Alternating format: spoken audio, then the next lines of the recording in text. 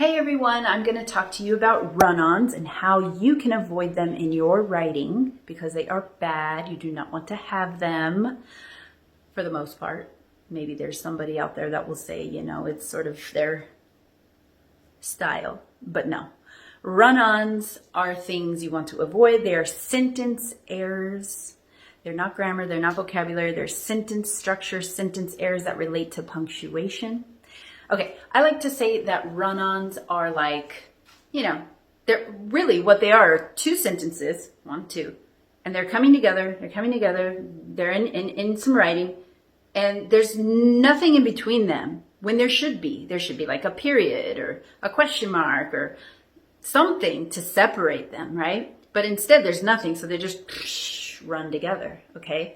Some people can, you can describe it as a car accident with no braking in between. There's like nothing slowing it down, okay? So that's a run-on.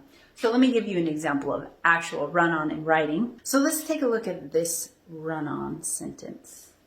I have to rewrite my paper. It has run-ons in it. Okay, in case you're not able to hear that, that's fine, but that's actually two sentences, two complete ideas within one period, and we can't have that, okay? So where do those two ideas happen? Let me read them again. I have to rewrite my paper. It has run-ons in it. So we have two complete sentences. And how do you know that? Well, you can hear it sometimes when you're reading, but if you look at the structure of the sentence, just look at it. I have to rewrite my paper. Okay, we have the subject, we have a verb. I have to rewrite my paper. We have a complete thought. So right here, we have our first complete sentence. Here, we have another one. It has run-ons in it. It is the subject. Has is the verb. It has run-ons in it. That's the rest of the sentence. It completes the thought. It makes a complete idea. So this is the second sentence. So we have two sentences in there. But those sentences are just running together without proper punctuation between them, which is a big problem. And the good thing is there's lots of ways to fix that. Let me go over the ways. The first way, just add a period. Period. Just add a period. I have to rewrite my paper. Period. But over here we got to capitalize this letter, right? Because it's the beginning of a new sentence. I have to rewrite my paper, period. It has run-ons in it, period. Second way is add a comma and a fanboy. What's a fanboy? Fanboy is a fancy name for conjunctions.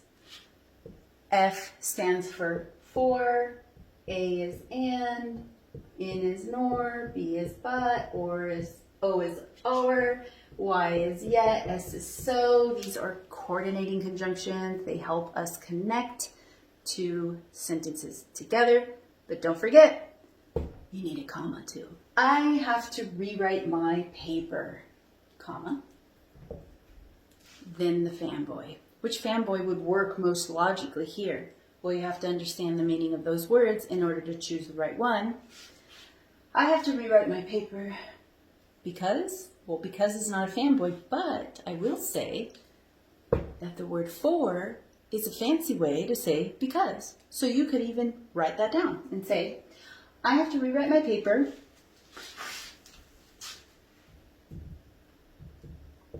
for it has run-ons in it. Now, I would never talk like that, but in writing, I would do that. You can even change the meaning of the rest of the sentence, and you could say, so I can get a better grade. Something like that. Number 3, add a hot shot mama. Okay, what is that? That's just another fancy way. Not really fancy. Actually, I have to thank my friend from Citrus College to help me with this. Hot Shot Mama is an acronym just like fanboys, but this one stands for those conjunctive adverbs, words like however, otherwise. Therefore. Okay, so here's some of the hotshot mamas. There's more. Similarly, hence, on the other hand, thus, moreover, additionally, meanwhile, also. There's more, okay? But this is just something to work with. Now, these are conjunctive adverbs. That means they start sentences. But the cool thing about them is that you can use a semicolon before them. Okay, so let's say you want to rewrite this sentence, this run-on, this error that you have here. I have to rewrite my paper, the grade can improve when I do that, right? So how are we going to combine that? Which word would you want to use? I have to rewrite my paper, well, here. Thus, therefore, as a consequence, as a result, consequently. Okay, I mean, you can add to this and add consequently, as a result, all those, okay? So I'm going to put semicolon and then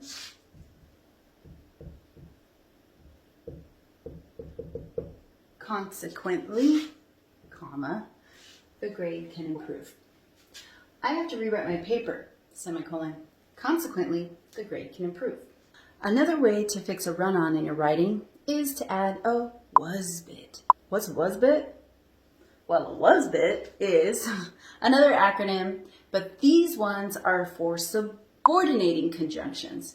Those are the kind that create dependent clauses and complex sentences and all that beautiful sentence variety.